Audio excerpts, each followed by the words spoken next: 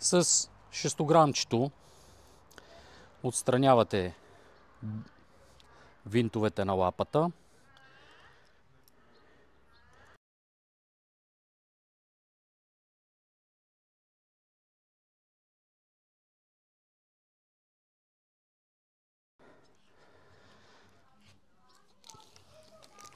Премахвате найлончето. Така, хубаво е да не използвате остри предмети, за да не нараните боята. Тоест, ето по този начин, с разкъсване, е най-безопасният начин. Поглеждаме жилата, дали са добре. Ето по този начин.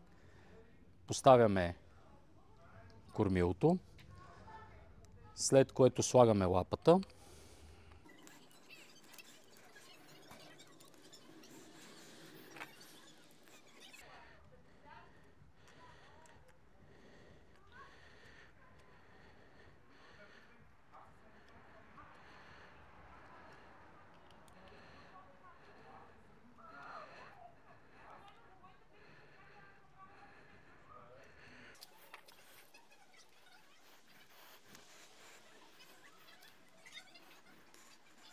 Ето по този начин кормилото е монтирано.